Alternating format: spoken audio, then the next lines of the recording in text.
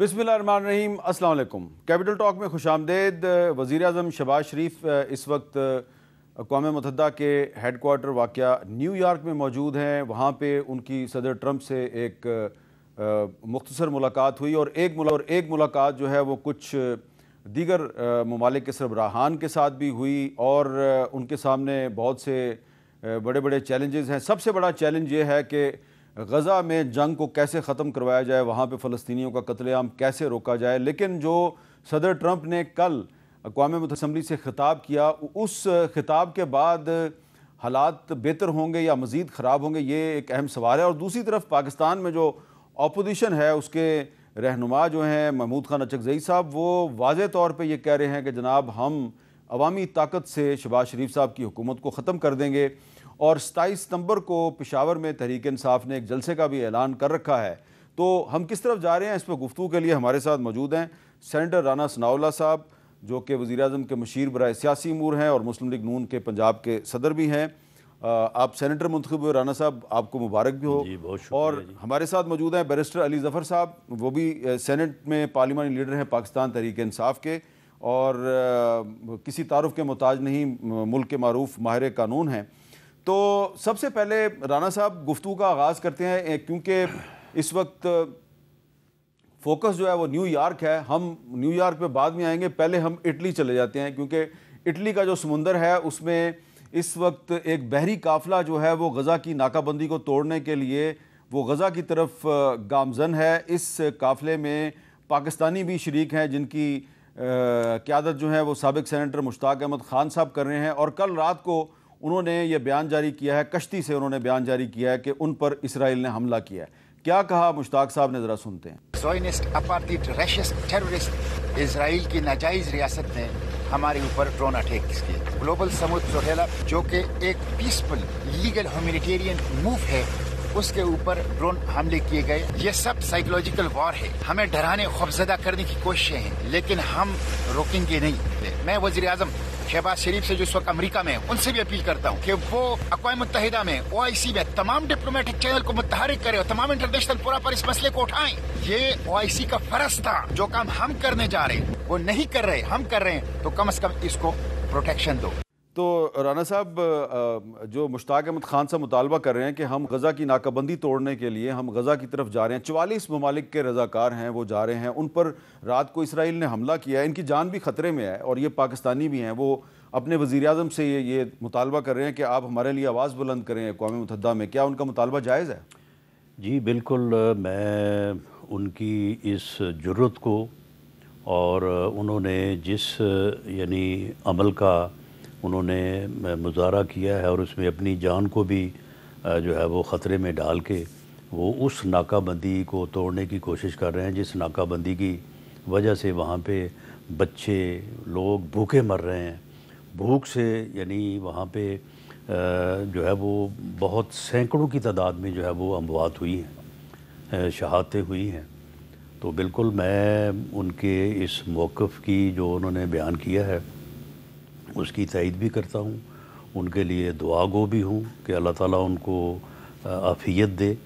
तो बाकी जहाँ तक न्यूयॉर्क में वज़ीर आज़म पाकिस्तान के इस मसले को उठाने, इसके ऊपर बात करने का तल्लुक़ है, तो उन्होंने कोई कसर उठा नहीं रखी। उन्होंने वहाँ पे जहाँ भी उनको मौका मिला है, उन्होंने फ़लस्तीन के मसले को बड़ी शद्दोमत से, बड़े भरपूर अंदाज से जो है वो उठाया है। और जो कल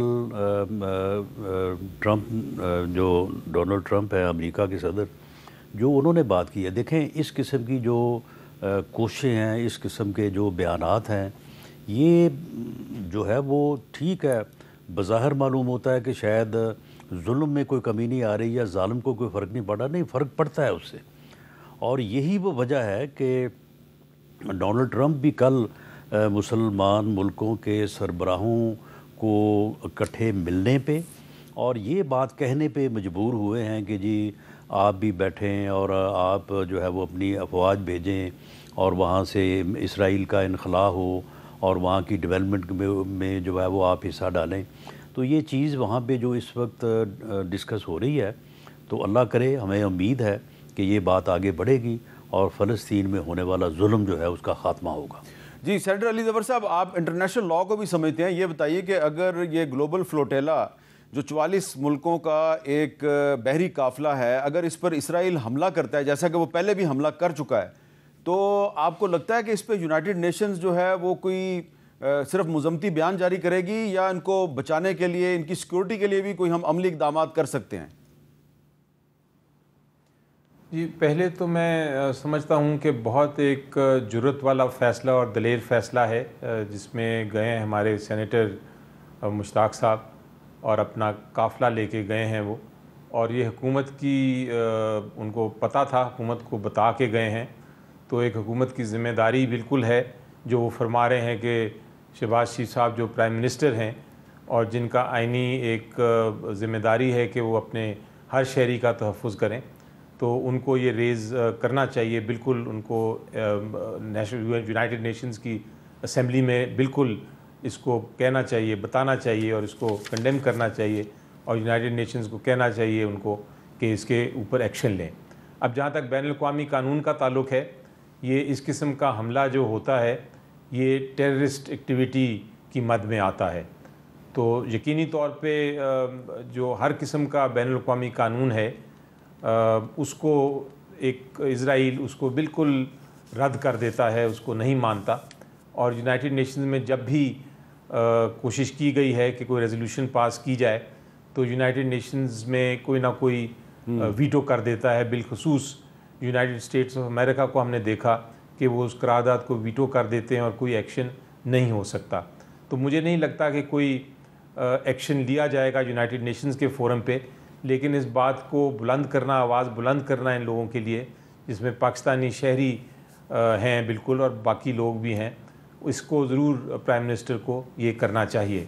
اب ایک اور بڑا انٹرسٹنگ ڈیولپمنٹ ہوئی ہے گزشتہ دنوں میں کہ بہت سارے ممالک نے فلسطین کو ریکگنائز کر لیا ہے، یعنی ایک فلسطین کی اسٹیٹ کو ریکگنائز کیا۔ اس کی وجہ سے اور بھی قوانین ہیں، انٹرنیشنل قوانین جو کہ اب لاگو ہو جاتے ہیں، اور یہ جو ملک جنہوں نے ریکگنائز کیا ہے فلسطین کو، اب ان کے اوپر ایک اور انٹرنیشنل لاء کے مطابق ذمہ داری آ جاتی ہے کہ وہ بھی اپنی آواز بلند کریں اور اس ریزولوشنز کو پیش کریں یونائٹڈ نیشنز میں۔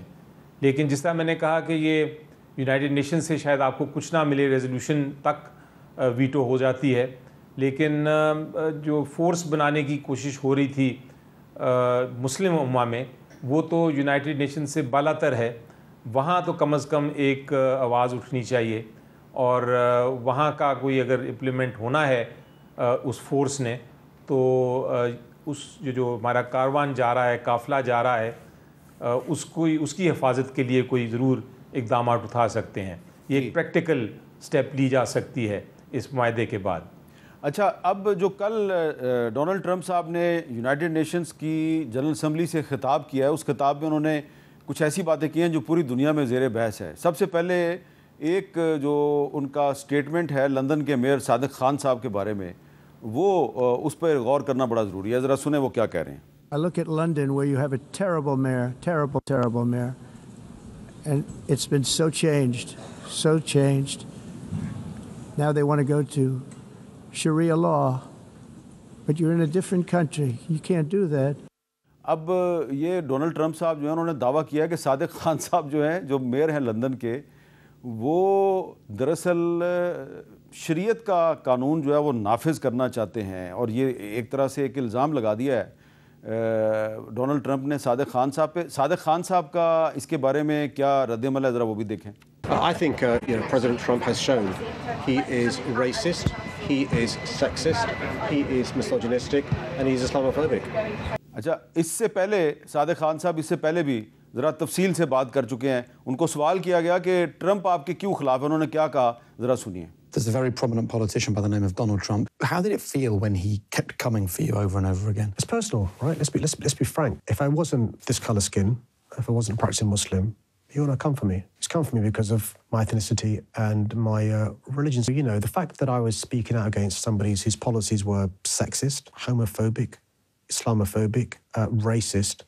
تو رانا ثناء اللہ صاحب، آپ نے ٹرمپ صاحب کو بھی بیان سنا ہے اور صادق خان صاحب کو بھی بیان سنا ہے۔ آپ کا کیا خیال ہے کہ ٹرمپ صاحب کو اس سارے معاملے میں یہ شریعت اور مذہب کا کارڈ لانا چاہیے؟ بالکل نہیں لانا چاہیے، اور جو انہوں نے بات کی ہے یہ بالکل بے بنیاد ہے، اور ویسے بھی ایک اتنی بڑی طاقت اور بڑے ملک کے سربراہ کو جو ہے وہ اس طرح سے میں نہیں سمجھتا کہ ان کو جو ہے وہ بیان دینا چاہیے۔ ویسے تو خیر وہ نیو یارک کا جو الیکشن ہو رہا ہے میئر کا، اس میں بھی ایک زہران ممدانی، ہاں زہران ممدانی، اس کے متعلق بھی وہ کافی اس قسم کی گفتگو جو ہے وہ کر چکے ہیں۔ تو بہرحال یہ ان کا ایک سٹائل ہے، اور میرا خیال ہے کہ اس قسم کی جب وہ گفتگو کرتے ہیں تو اس کے اوپر وہ خود بھی اتنے سیریس نہیں ہوتے، دوسرے لمحے میں وہ اس سے مختلف بھی گفتگو کر دیتے ہیں۔ تو یہ تو سوال ہی پیدا نہیں ہوتا کہ وہاں پہ صادق صاحب جو ہیں وہ کوئی اس قسم کی وہاں پہ کوئی کوشش کر رہے ہوں۔ وہاں کا جو اپنا آئین ہے، قانون ہے، اس کے تحت انہوں نے حلف اٹھایا اور اس کے تحت ہی وہ کام کر رہے ہیں۔ اچھا علی ظفر صاحب، یہ مجھے بتائیں آپ کہ اگر ڈونلڈ ٹرمپ جو ہیں وہ لندن کے میئر کے بارے میں یونائٹڈ نیشنز کی جنرل اسمبلی کے سٹیج پہ کھڑے ہو کے کہتے ہیں جی کہ وہ شریعت نافذ کرنے کے حامی ہیں، تو اس کا مطلب ہے کہ وہ صرف صادق خان کو ٹارگٹ نہیں کر رہے، وہ شریعت کو بھی متنازع بنا رہے ہیں۔ اس کے بعد کیا ہم یہ کہہ سکتے ہیں کہ ڈونلڈ ٹرمپ دنیا میں امن قائم کرنے کے خواہاں ہیں؟ جی دیکھیں، جہاں تک تعلق ہے، سب سے پہلے تو اس میں 2-3 چیزیں ہیں جس کا میں ذکر کرنا چاہوں گا۔ سب سے پہلے تو ایک پریزیڈنٹ کسی ملک کے کسی ایک سٹی کے، ایک شہر کے میئر کے بارے میں کامنٹس دینا ہی جائز نہیں ہوتا، وہ ایک ڈپلومیٹک نارمز کے خلاف ہے۔ دوسرے ملک کے میئر ہیں، اس کے اوپر بات کرنا درست نہیں ہوتا، لیکن بہرحال ہم نے دیکھا ہے کہ ٹرمپ جو ہیں، پریزیڈنٹ ٹرمپ، وہ نارملی ڈپلومیسی کو رد کر کے اپنی ہی من مانی کرتے ہیں۔ دوسری بات یہ ہے کہ یہ بالکل غلط بات ہے کہ کوئی شریعت نافذ کر رہے ہیں، وہ یہ ہو ہی نہیں سکتا۔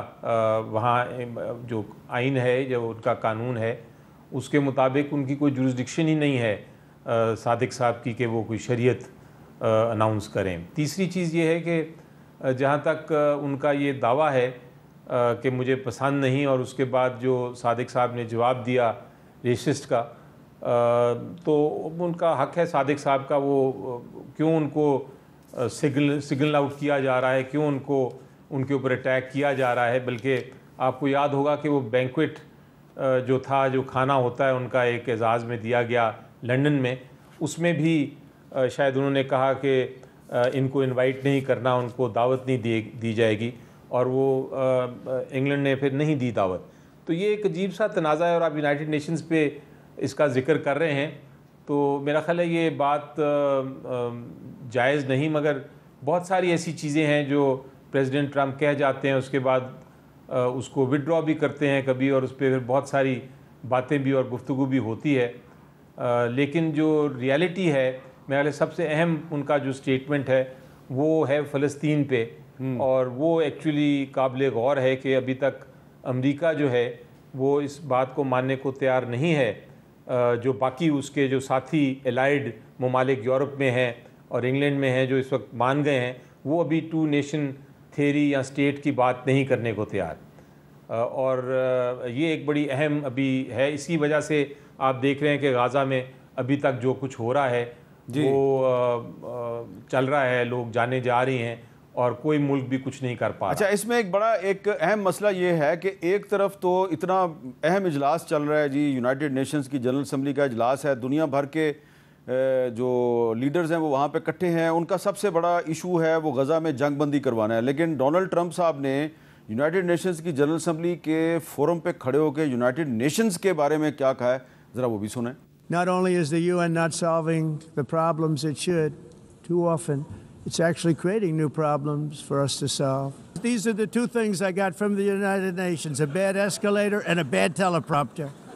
ٹرمپ صاحب نے بڑے واضح الفاظ میں کہا ہے کہ یونائٹڈ نیشنز جو ہے وہ مسائل حل کرنے کی بجائے نئے مسائل پیدا کر رہی ہے۔ رانا ثناءاللہ صاحب، اگر وہ ٹرمپ صاحب جو ہیں وہ یونائٹڈ نیشنز میں کھڑے ہو کے یونائٹڈ نیشنز کو کنڈیم کر دیں گے تو پھر غزہ میں ہم امن کیسے قائم کریں گے؟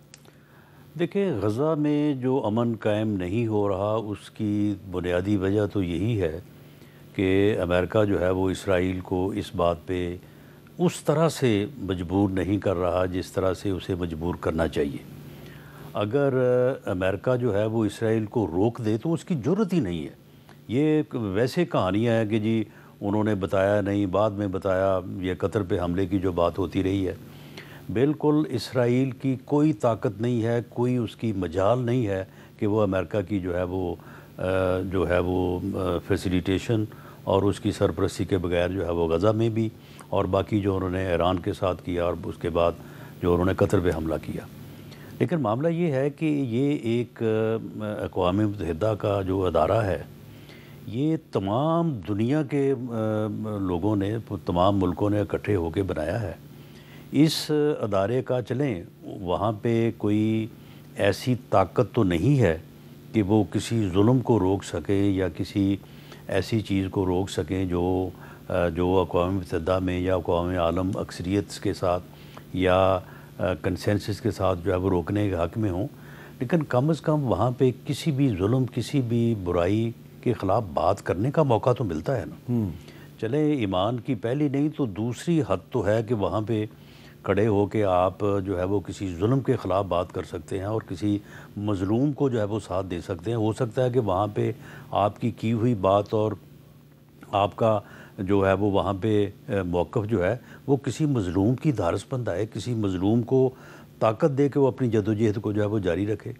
تو پھر ایسے ادارے کو انڈرمائن کرنا اور اس کے متعلق اس قسم کی گفتگو جو ہے وہ پھر وہی پہلے والی بات ہے کہ ڈونلڈ ٹرمپ صاحب جو ہے وہ بس جو ان کی مرضی ہوتی ہے اس کے مطابق وہ بات کرتے ہیں اور بعض اوقات ان باتوں کے کوئی معنی نہیں ہوتے. اچھا علی ظفر صاحب، اب پاکستان میں کچھ لوگ جو ہیں وہ ڈونلڈ ٹرمپ صاحب کو بڑا پسند کرنا شروع ہو گئے ہیں، اس لیے کہ جی وہ انڈیا کو بہت امبیرس کرتے ہیں. لیکن اب انہوں نے یونائٹڈ نیشنز میں کھڑے ہو کے یونائٹڈ نیشنز کو امبیرس کر دیا ہے. تو جو یونائٹڈ نیشنز کا جو کردار ہے، کیا وہ اس کے بعد کمزور نہیں ہو جائے گا؟ اس کی رٹ ختم نہیں ہو جائے گی؟ اور کیا اب یونائٹڈ نیشنز کو غور نہیں کرنا چاہیے کہ اپنا ہیڈ کوارٹر نیو یارک سے کہیں اور لے جائے؟ یہ دیکھیں، یونائٹڈ نیشنز جو ہے اس سے پہلے لیگ آف نیشنز ہوتی تھی، وہ فیل ہو گئی کیونکہ وہ کسی طرح بھی اپنے جو قراردادیں تھیں اس پہ عمل درآمد نہیں کر سکتی تھی. یونائٹڈ نیشنز بھی اس کے بعد بنائی گئی اور خیال تھا کہ یہ ایک بڑی ایفیکٹو آرگنائزیشن ہوگی، یونین آف نیشنز ہوگی، اور یہ کچھ عرصے تک تو یہ بات درست رہی. لیکن پھر اس کا جو مین مسئلہ ہوا وہ ویٹو رائٹس تھیں. 5 ممالک کو ویٹو کی رائٹس دے دی گئیں، تو اس کی وجہ سے یونائٹڈ نیشنز دیکھا ہم نے کہ آہستہ آہستہ وہ اس کا بھی بالکل ہی وہ ایک طرح سے بیکار ایک ڈیبیٹنگ کلب ہی رہ گیا. آپ اپنی آواز تو ضرور اٹھا سکتے ہیں لیکن بہت سارے معاملات میں جہاں ضرورت تھی ایکشن لینے کی، جس طرح کشمیر کا معاملہ ہے، وہ نہیں لے سکے. تو میری نظر میں یونائٹڈ نیشنز میں وہ فیل ہو گئی ہے، اور اس میں جب تک یہ ویٹو رائٹس کو آپ ختم نہیں کریں گے تب تک وہ ایفیکٹو نہیں ہوگی، اس پہ عمل درآمد نہیں ہو سکے گا، اس کی جو ریکوائرمنٹس ہیں اور ریزولوشنز ہیں. تیسری ایک اور وجہ بھی ہے کہ جو یونائٹڈ نیشنز کا ہیڈ کوارٹر ہے وہ نیو یارک میں ہے، اور اس کا جو سارا کا سارا خرچہ ہے تقریباً وہ یونائٹڈ نیشنز کا خرچہ جو ہے USA اس کو کرتا ہے. تو اس لیے ان کا ایک بڑا فورس ہے، اور باقی میرا خیال ہے ممالک جو ہیں وہ اس کا خرچہ برداشت کرنے کے لیے تیار نہیں ہیں. شاید بہت اچھا ہو اگر اس کا ہیڈ کوارٹرز کہیں شفٹ ہو جائے نیوٹرل جگہ پہ، تو شاید، اور سب کو کنٹریبیوٹ کرنا پڑے، سب کو اس کے خرچے اٹھانے پڑیں، تو شاید وہ زیادہ مزید ایفیکٹو ہو جائے. لیکن فی الحال پوزیشن یہ ہے کہ یونائٹڈ نیشنز کا جو ہیڈ کوارٹرز کا ٹوٹل خرچہ ہے تقریباً وہ یونائٹڈ اسٹیٹس اس کو چلا رہا ہے، اور اس لیے ڈپینڈنسی بہت زیادہ ہے یونائٹڈ اسٹیٹس پہ. اور اس کے علاوہ یہ ویٹو رائٹس جو میں نے کہا، 5 ممالک ہیں، ان کا کوئی نہ کوئی انٹرسٹ ہوتا ہے، وہ ویٹو کر دیتے ہیں، اور اس کی وجہ سے یہ جو ہے اس کی قراردادیں بھی اور اس کے جو فیصلے ہیں ان پہ عمل درآمد نہیں ہوتا. اچھا جی، اب ہم واپس آتے ہیں جی یونائٹڈ نیشن سے ہم پاکستان واپس آ جاتے ہیں اور پاکستان کی سیاست پر بھی بات کرتے ہیں، اور سیاست پہ بات کرتے ہیں. 27 ستمبر کو پشاور میں پاکستان تحریک انصاف ایک جلسہ کر رہی ہے، اس کے بارے میں اسد قیصر صاحب تحریک انصاف کے رہنما کیا کہہ رہے ہیں، ذرا سنیں۔ ہمارے 27 کو جلسہ ہے، یہ ایک تاریخی جلسہ ہوگا۔ عمران خان جو جنگ لڑ رہا ہے وہ جنگ اس کی ذات کی نہیں ہے، اگر اس کی ذات کی جنگ ہوتی تو وہ ابھی رہا ہو چکا ہوتا۔ عمران خان کو کافی آفرز ہے، لیکن اس کا بنیادی اس وقت جو مطالبہ ہے کہ ملک اس ہائیبرڈ نظام کے تحت نہیں چلے گا۔ ہائیبرڈ نظام جو ہے اس کا کہہ رہے ہیں اسد قیصر صاحب، اور وزیر دفاع خواجہ آصف صاحب بھی مانتے ہیں کہ ملک میں ہائیبرڈ نظام چل رہا ہے، لیکن 27 ستمبر کے جلسے سے یہ ہائیبرڈ نظام ختم ہو جائے گا یا نہیں ہوگا، اس پہ بات کرتے ہیں وقفے کے بعد۔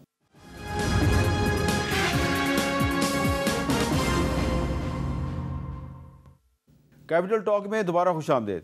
جی رانا ثناء اللہ صاحب، پہلے بھی نے سنا اور ہم نے آپ سے سوال کیا، آپ نے جواب بھی دیا۔ پہلے بھی تحریک انصاف نے کافی جلسے کیے، اگست کے مہینے میں بھی انہوں نے کہا تھا جی کہ ہم کوئی بہت بڑی تحریک چلائیں گے۔ اب انہوں نے 27 ستمبر کو پشاور میں جلسہ رکھا ہے جہاں ان کی اپنی حکومت ہے، اور محمود خان اچکزئی صاحب نے کہا ہے کہ جناب ہم شہباز شریف کی حکومت کو عوام کی طاقت سے ختم کر دیں گے، اور اسد قیصر صاحب کہہ رہے ہیں جی کہ ہماری ایک جو جنگ ہے وہ عمران خان صاحب کی جنگ ہے، ہائیبرڈ نظام کو ختم کرنا ہے۔ تو کیا لگ رہا ہے 27 ستمبر کو کیا ہوگا؟ نہیں، یہ عمران خان صاحب کو یہ جنگ بالکل سوٹ نہیں کرتی، نہ زیب دیتی ہے، کیونکہ وہ خود 4 سال ملک کو اسی نظام کے تحت چلاتے رہے ہیں، اور آگے بھی وہ اسی طرح حکومت حاصل کرنے اور ملک کا نظام چلانے کے جو ہے وہ خواہش مند ہیں، اور وہ متعدد بار یہ کہہ چکے ہیں کہ اسٹیبلشمنٹ کے ساتھ جو ہے وہ میں بات کرنی چاہتا ہوں۔ تو عمران خان صاحب کو چاہیے کہ وہ سیاسی جماعتوں کے ساتھ بیٹھیں اور ٹیبل پہ بیٹھ کے جو آفر یوم آزادی پہ وزیر اعظم پاکستان میاں شہباز شریف صاحب نے کی ہے کہ آئیں، بیٹھیں، ڈائلاگ کریں اور میثاق استحکام پاکستان کے اوپر پوری قوم متفق ہو۔ میثاق استحکام پاکستان، اور یہ مارکہ حق کی کامیابی کے بعد اور سعودی عرب کے ساتھ اس معاہدے کے بعد میں سمجھتا ہوں کہ قوم اب اس فیز میں ہے کہ you can route your future yourself, آپ اپنی قسمت خود لکھ سکتے ہیں اگر آپ ان اندرونی جو ہے وہ چھوٹے چھوٹے اختلافات کو اور بغض کو، اناد کو، نفرت کو ایک سائڈ پہ کر دیں، اور پوری قوم جو ہے وہ سیاسی استحکام کے فارمولے پہ بھی، معاشی استحکام کے فارمولے پہ بھی، اور عسکری استحکام جو کہ ہم نے ثابت کیا پوری دنیا کو، اس کے فارمولے پہ بھی متفق ہو جائے، تو پاکستان آنے والے زیادہ یعنی لمبا عرصہ نہیں، 2-3 سال میں پاکستان اس یعنی جگہ پہ پہنچ سکتا ہے جو خواب ہمارے آباء و اجداد نے جو ہے وہ پاکستان بناتے ہوئے جو ہے نا وہ دیکھا تھا، تو ان خوابوں کی تعبیر ہو سکتی ہے، اور اس میں اگر کوئی حائل ہے تو وہ عمران خان صاحب ہیں، اور اگر کوئی جماعت حائل ہے تو وہ پی ٹی آئی ہے۔ اچھا جی، علی ظفر صاحب، آپ کی پارٹی اور کچھ دیگر تنظیمیں مل کر کل ایک اسلام آباد میں وکلا کنونشن بھی کر رہے ہیں، جس کو کہ شاید وکلا گول میز کانفرنس کا نام دیا گیا ہے، لیکن رانا ثناء اللہ صاحب کہہ رہے ہیں جی کہ آئے ڈائلاگ کریں، میثاق استحکام پاکستان کریں، تو آپ کا اس بارے میں کیا خیال ہے؟ جی دیکھیں، ڈائلاگ کی بات اب میرا خیال ہے بڑی پرانی ہو گئی، یہ بہت بار اس پہ ڈسکشن ہوئی، اور میں تو آج بھی عمران خان صاحب سے مل کے آیا ہوں ڈیالہ جیل میں، اور وہاں بڑا واضح پیغام انہوں نے دیا ہے، اور میں اس کو ایک وضاحت بھی کر دوں۔ ڈائلاگ اس حکومت کے ساتھ تو ہو نہیں سکتا، کیونکہ ہمارا بڑا موقف بڑا واضح ہے کہ یہ حکومت جو ہے یہ صحیح طریقے سے نہیں آئی، یہ الیکشنز کو چرا کے آئی ہے، تو اس لیے حکومت کے ساتھ ایک وجہ تو یہ ہے کہ بات نہیں کرنا چاہ رہے ہم، اور دوسری وجہ یہ ہے کہ وہ خود اعتراف کرتے ہیں کہ ہمارے پاس اختیار نہیں، اور ہم سمجھتے ہیں کہ ان کے پاس نیت بھی نہیں، تو اختیار بھی نہیں ہے اور جینوئن نیت بھی نہیں ہے کوئی کسی قسم کی نیگوسیشن یا ڈائلاگ کرنے کی، تو میرا خیال ہے کہ میری نظر میں اس وقت ڈائلاگ کے دروازے بالکل بند ہیں۔ لیکن اس کے باوجود میں یہ کہوں گا کہ کہ مستقبل میں کیا ہوتا ہے یہ نہ تو مجھے پتہ ہے نہ آپ کو پتہ ہے. مستقبل میں ہو سکتا ہے اگر حکومت اپنی رخ تبدیل کرے اور حکومت ایک کانفیڈنس بلڈنگ میجرز CBMs کرے. مثلاً حکومت اگر کل کو اناؤنس کرتی ہے کہ جناب ہم جتنے سیاسی قیدی ہیں ان کو رہا کرتے ہیں, ہم جتنے جھوٹے مقدمے ہیں وہ نہیں بنائیں گے, ہم PTI کو اجازت دیں گے کہ وہ اپنا جو آئینی حق ہے احتجاج کا وہ استعمال کریں گے, اور ایک ماحول بنتا ہے, تو ہو سکتا ہے کہ پھر ڈائلاگ بھی ہو سکتا ہے پھر بات چیت بھی ہو, اور ہم میز پہ بیٹھ کے یعنی کہ اب آپ نے ڈائلاگ کی, علی ظفر صاحب آپ نے ڈائلاگ کی شرط رکھ دی ہے سیاسی قیدیوں کی رہائی, یعنی کہ عمران خان کی رہائی. نہیں, عمران خان صاحب نے تو بڑا واضح طور پہ کہا ہے کہ مجھے رہائی کی ضرورت نہیں ہے, وہ تو اپنی قانونی جنگ لڑیں گے اور وہ لڑنے کو تیار ہیں, اس میں کسی قسم کی کنڈیشن نہیں. لیکن میں آپ کو ایک مثال دے رہا ہوں کہ اگر ایسی ایک ایٹماسفیئر بنے, ایک ایسا ماحول بنے, اور حکومت کے پاس یہ اگر ہے قوت کہ وہ ایسا ماحول بنا سکے, تو پھر ہو سکتا ہے مستقبل میں ڈائلاگ بھی ہو جائے. اس لیے میں کہوں گا کہ مستقبل میں کچھ بھی ہو سکتا ہے, آج کے دن ڈائلاگ کا دروازہ بند ہے. جی رانا ثناء اللہ صاحب. دیکھیں یہ بات یہ ہے کہ انہوں نے علی ظفر صاحب نے فرمایا ہے کہ جی ہم ڈائلاگ اس لیے نہیں کریں گے کہ ان کی حکومت جو ہے وہ صحیح طریقے سے نہیں آئی, وہ چوری کر کے آئی ہے. تو ان کی جو حکومت 2018 میں آئی تھی, یہ بیٹھے میرے ساتھ, میں ان کو ثابت کرتا ہوں, یہ بھی صحیح طریقے سے نہیں آئی تھی, یہ بھی چوری کر کے آئی تھی, RTS بٹھا کے آئی تھی, 45 سیٹیں چوری کر کے آئی تھی. معاملہ یہ ہے کہ پاکستان میں الیکشن کا جو معاملہ ہے یہ درست نہیں ہے, اور آج سے نہیں, یہ کافی عرصے سے نہیں ہے. اور اس کو درست کنہوں نے کرنا ہے؟ سیاستدانوں نے کرنا ہے, بیٹھ کے کرنا ہے. اور اس کا کوئی حل جو بھی ہے لا میں اور آئین میں, وہ کس نے کرنا ہے؟ بیٹھ کے اسٹیبلشمنٹ نے کرنا ہے, سیاستدانوں نے کرنا ہے. اور اگر سیاستدان نہیں بیٹھ رہے تو پھر وہ ذمہ دار ہیں اس بات کے. 2018 میں ان کی حکومت بھی چوری سے آئی تھی, صحیح نہیں آئی تھی, تو ہم نے تو ان کو کہا تھا کہ آئیں بیٹھیں. تو آپ مان رہے ہیں کہ 2024 میں آپ کی حکومت بھی غلط آئی ہے؟ نہیں, معاملہ یہ ہے کہ اگر یہ مان جائیں کہ 2018 میں بھی ہم غلط آئے تھے اور اس کے بعد پھر 2024 پہ بات کریں تو پھر بیٹھ کے بات ہو سکتی ہے نا. لیکن یہ کہتے ہیں کہ ہم نے جو کر لیا وہ ٹھیک ہے, اور کسی نے اگر کیا ہے تو وہ غلط ہے. ویسے تو 2013 کے الیکشن پہ بھی اعتراض تھا, 2007 کے بھی وہ پر اعتراض تھا, 97 پہ بھی اعتراض تھا, اور جو 90 میں. یعنی معاملہ یہ ہے کہ اس چیز کو درست کرنا ہے, کس نے کرنا ہے؟ سیاستدانوں نے کرنا ہے. کیسے کرنا ہے؟ بیٹھ کے کریں گے, ڈائلاگ کے ذریعے سے کریں گے.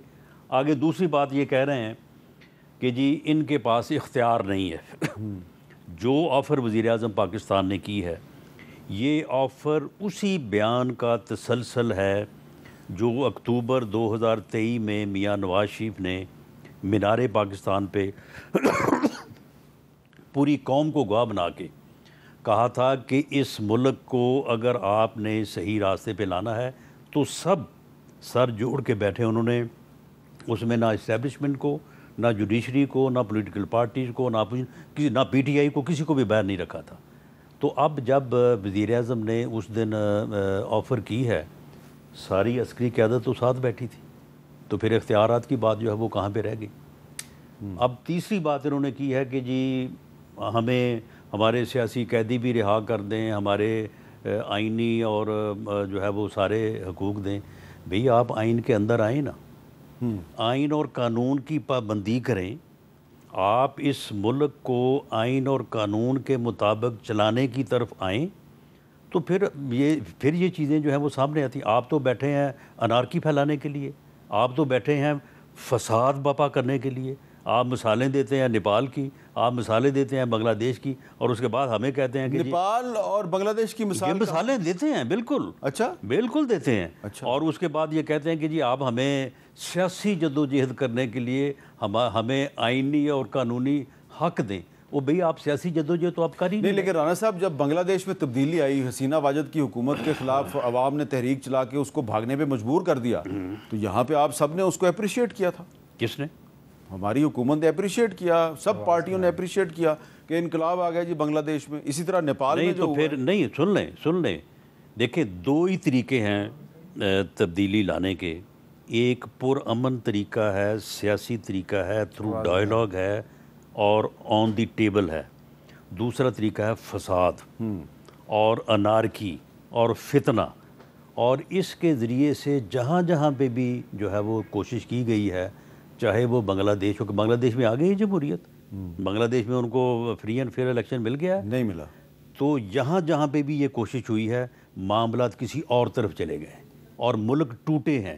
اس کی جو ہے وہ تازہ ترین مثال جو ہے وہ شام کی آپ لے لیں کہ شام میں فساد کے ذریعے سے اور انارکی کے ذریعے سے تبدیلی تو لائی گئی ہے, لیکن اس کے بعد آپ دیکھیں کہ اس ملک کا لیکن حال ایک کیا فرق بھی ہے پاکستان اور بنگلہ دیش میں اور نیپال میں. نیپال میں اور بنگلہ دیش میں ایک ہی نسل کے لوگ ہیں, ایک ہی قوم ہے, ایک ہی ملک ہے, یہ فیڈریشن ہے. یہاں پہ بہت سی زبانیں بولنے والی بہت سی قومیتیں ہیں. اس پہ مزید بات کرتے ہیں, یہ ان کو سمجھ آنی چاہیے. یہ میں علی ظفر صاحب سے پوچھتا ہوں ایک وقفے کے بعد.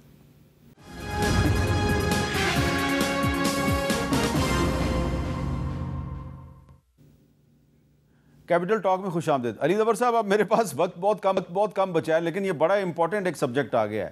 رانا ثناءاللہ صاحب کا خیال ہے کہ آپ کے لوگ جو ہیں وہ پاکستان میں بنگلہ دیش یا نیپال کی طرز پہ تبدیلی لانا چاہتے ہیں, لیکن وہ مثال دے رہے ہیں کہ وہاں پہ حکومت تو تبدیل ہوگی لیکن الیکشن نہیں ہو سکا ابھی تک. جی دیکھیں, 2 چیزیں میں کہنا چاہوں گا. ایک چیز تو یہ کہنا چاہوں گا کہ جو رانا صاحب نے کہی بات الیکشن لاز کی, قانون کی, میرا خیال ہے یہ سجیشن اچھی ہے. اس پہ میں ذاتی طور پہ سمجھتا ہوں کہ پارلیمنٹ کا اپنا رول ادا کر سکتی ہے, اور جو قانون ہے الیکشن کے اس کو اگر وہ تیار ہیں واقعی جینوئنلی مضبوط کرنے کے لیے تو بالکل مضبوط ہونا چاہیے, کرنا چاہیے, اور اس میں ساری سیاسی جماعتیں پارلیمنٹ میں جو ہیں وہ اپنا اپنا کردار ادا کر سکتی ہیں. وہ تو ایک نیشنل انٹرسٹ میں بات ہے اور وہاں تک تو میرا خیال ہے بالکل درست ہے. لیکن جہاں تک تعلق ہے ریولیوشن کا, ریولیوشن تو اچانک آتی ہے. ریولیوشن کوئی پولیٹیکل پارٹی نہیں لانی چاہتی, نہ لا سکتی ہے. وہ ریولیوشن لوگ لاتے ہیں. اور اس وقت ماحول پاکستان میں بنتا جا رہا ہے, جس طرح کی مہنگائی ہے, جس طرح کی لوگوں کو مسائل ہیں, وہ ریولیوشن کا تو ایک ماحول بنتا جا رہا ہے. لیکن ہم چاہیں گے کہ یہ اس تک نوبت نہ پہنچے. ہم چاہیں گے کہ آپ حکومت میں ہیں, آپ کوشش کریں کہ جو آئینی حقوق ہیں سب کے, پی ٹی آئی ایک پولیٹیکل پارٹی ہے, ہم سمجھتے ہیں کہ پاکستان کی سب سے بڑی جماعت ہے, آپ اس کے حقوق دیں, آپ ہمارے لیڈرز کے حقوق دیں, تو اس کے بعد ریولیوشن نہیں ہوگی اور ایک تبدیلی آئے گی. ہم ایک آئیڈیا دے چکے ہیں, ایک آئیڈیا لوگوں کے دماغ میں آ گیا ہے, اور اب یہ آئیڈیا جو ہے یہ ایک ریولیوشن کی شکل میں بھی تبدیل ہو سکتا ہے اور یہ ایک تبدیلی کی شکل میں بھی. یہ ان کی غلط فہمی ہے. اچھا, یہ غلط آئیڈیا آ گیا ہے. اچھا, اب رانا صاحب ایک ان کی غلط فہمی آپ نے قرار دے دی, لیکن اب آپ کے ایک اتحادی ہیں, آپ مانیں یا نہ مانیں, صدر کا تعلق پیپلز پارٹی سے ہے, 2 صوبوں کے گورنرز کا تعلق پیپلز پارٹی سے ہے. تو پیپلز پارٹی جو ہے اس نے آج ایک پریس کانفرنس کیا ہے اور بہت سی خطرے کی گھنٹیاں بجا دی ہیں. سنیں وہ کیا کہہ رہے ہیں. ذمہ دار وفاقی حکومت ہے اور ان کی صوبائی حکومتیں ہیں جنہوں نے لیٹر لکھا ہے. اگر پنجاب کی حکومت لیٹر لکھتی ہے کہ گندم باہر سے منگوائیں تو وہ ذمہ دار ہے. وفاقی حکومت نے کسان کی گندم نہیں خریدی, کسان نے لگانا چھوڑ دیا اب گندم, آئی ایم ایف کا بہانہ بنا کے آپ نے کسان کو بھی پیسے نہیں دیے. یہی تو ہم کہتے ہیں کہ ذرا ناقص پالیسی یہی ہے نا, بیڈ گورننس اسی کو کہتے ہیں. پیپلز پارٹی کہہ رہی ہے جی کہ آپ کی مرکزی حکومت اور صوبائی حکومت کی بیڈ گورننس کی وجہ سے پاکستان میں اب گندم امپورٹ کرنی پڑے گی, تو یہ پیپلز پارٹی کیوں خلاف ہو گئی ہے؟ نہیں, یہ کسی پالیسی کا نتیجہ نہیں ہے اور یہ وہ غلط فرما رہے ہیں. معاملہ یہ ہے کہ یہ سیلاب میں جو لاکھوں ایکڑ کا نقصان ہوا ہے اس کی وجہ سے تمام فصلیں, صرف گندم ہی نہیں باقیوں کا بھی جو ہے وہ نقصان ہوا ہے, اور اس بارے میں حکومت کو بالکل الرٹ ہونا چاہیے. اور جن چیزوں کی کمی ہونے کی جو ہے وہ کوئی خطرہ ہے انہیں منگوانا چاہیے تاکہ لوگ سفر نہ کریں۔ یہ جنہوں نے پریس کانفرنس کی ان سب کا تعلق پنجاب سے ہے، تو یہ پنجاب کی پیپلز پارٹی جو ہے وہ مسلم لیگ نون سے کیوں خوش نہیں ہے؟ کیونکہ آپ پنجاب کے صدر ہیں مسلم لیگ وہ نون۔ معاملہ یہ ہے کہ ان کی ایک کمیٹی بنی ہوئی ہے، میں بھی اس کا ممبر ہوں، تو اس کی میٹنگ کو جب ذرا دیر ہو جاتی ہے نا تو پھر اس قسم کی جو ہے نا وہ رنجش جو ہے وہ سامنے آ جاتی ہے۔ میرا خیال ہے کہ میں گورنر پنجاب صاحب سے ریکویسٹ کروں گا کہ اس کمیٹی کی میٹنگ رکھیں، تو وہاں پہ ان کے جو بھی گلے شکوے ہم دور کریں گے انشاءاللہ۔ واہ جی واہ، کیا آپ نے پیپلز پارٹی والوں کو اچھا پیغام دیا، بہت بہت شکریہ رانا ثناء اللہ صاحب، علی ظفر صاحب بہت بہت شکریہ۔ اور جو صورتحال ہے وہ آپ کے سامنے ہے کہ علی ظفر صاحب جو ہمیشہ سے مذاکرات کے حامی ہیں، آج ان کی عمران خان صاحب سے ملاقات ہوئی اور آج وہ کہہ رہے ہیں جی اس حکومت کے ساتھ مذاکرات نہیں ہو سکتے، اور یہ علی ظفر صاحب کی طرف سے یہ بات کہی جانا یہ بڑا حیران کن ہے۔ اور رانا ثناء اللہ صاحب کہہ رہے ہیں کہ آپ جو مرضی کر لیں، آپ ہمارا کچھ نہیں بگاڑ سکتے۔ اجازت دیجیے، اللہ حافظ۔